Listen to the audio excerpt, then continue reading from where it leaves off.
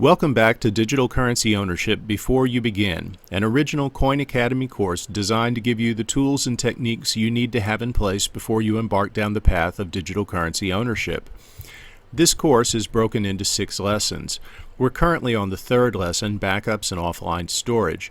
In the course of this lesson, we're going to look at backing up the hard drive of your computer, backing up your soft wallet, and how to create different offline storage techniques to hold critical digital currency data. Let's start by looking at hard drive backups. These are absolutely essential. They're a basic part of any security regimen. They're what you fall back on in the case of disaster. Use an external drive for this.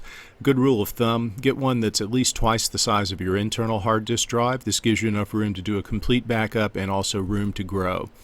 A RAID system is optimal. A RAID is a software system that uses multiple hard disk drives to split the data up across the multiple drives and also many times create redundant backups.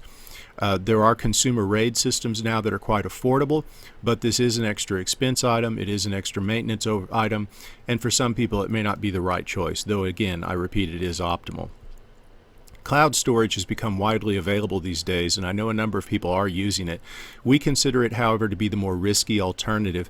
The simple reason is it puts your financial data in the hands of third parties.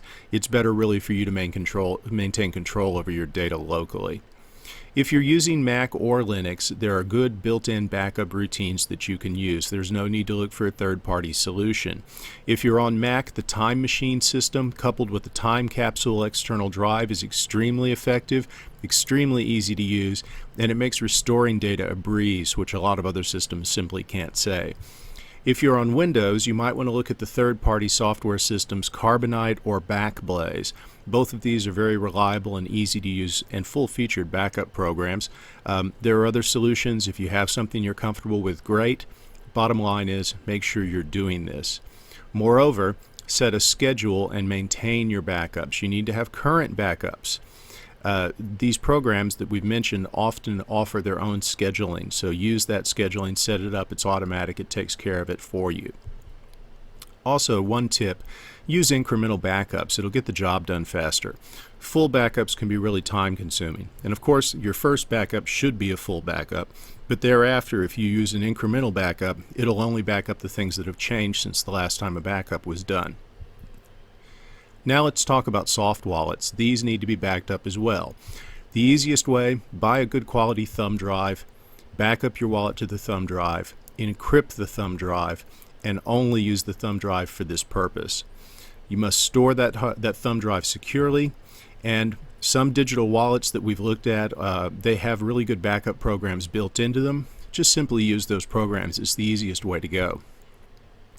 Now let's talk about offline storage. Your most secure storage of your digital currency data is offline. This is commonly known as creating a hard wallet as opposed to a soft wallet. You can choose whatever form of hard wallet suits you best. There are hardware solutions, there are paper wallets, and there's actually a wide variety of other media you can use. In the next few slides, we're going to look at the different options that are out there, starting with the simplest, that is the USB. It's the easiest and cheapest way to create offline storage. Basically, take a USB, encrypt it. You can use the techniques discussed previously. You can use TrueCrypt, dedicate the USB to this purpose, and store it securely. Another option is what we call a static hard wallet, and you see examples on the screen. On the screen there's an example of the Cryobit hard wallet, which is made out of aluminum, I believe, and the Bamboo Wallets hard wallet, which is made out of sustainable bamboo. Basically, this is a way to record key account data, public address, private key, in a permanent form.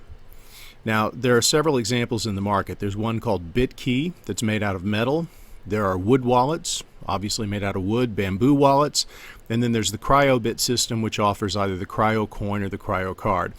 The price for all of these is fairly nominal. If you're using a single private key or a single public address, this is a pretty good way to go. It's also possible for you to carry it.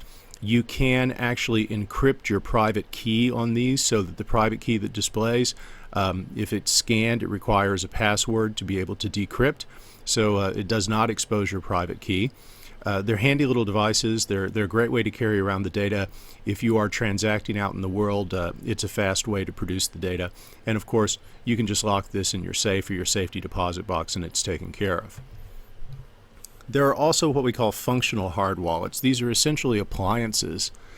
They add more functionality than the static hard wallet.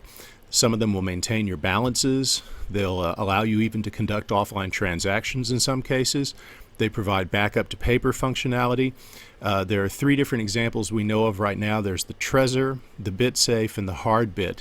BitSafe is actually still under development. They haven't released a price for it, but photographs of those 3 devices are shown on the right-hand side. They're actually quite small. They're all very small handheld things, about credit card size, except for the Trezor, which is a bit bigger. Finally, let's look at paper wallets. Paper wallets are simply a way for you to make your own offline storage. You just print out the private key and you store it. There are paper wallet generators that make this easier for you. There's a device called Piper, which at a little over $200 is a bit expensive, but it is actually a printer appliance for digital currencies. It does include the Armory wallet built into it, so it does more than simply print. But it does make it easy for you to print out each of those Bitcoins as they come in and store them offline. There are also free software solutions. Bippy is one. This generates encrypted paper wallets, which is quite nice. You can also use this in conjunction with a static hard wallet to encrypt that QR code. Bitcoin Paper Wallet is an online service that is free, and so is Offline Bitcoin Wallet, a free service that allows you to create paper wallets and store securely your digital currency data. Some of the people that I know that are really security conscious about this whole thing, as soon as they purchase a Bitcoin or part of a Bitcoin, they take that private key, they print it out, they move that data offline, and they remove all evidence of it from online. The only place it exists is in the offline hard wallet, which is stored securely. This is actually the best way for you to protect your digital currency assets, though it does require a bit more time on your part. That's it for this lesson. Please join us for Lesson 4 when we look at mobile security.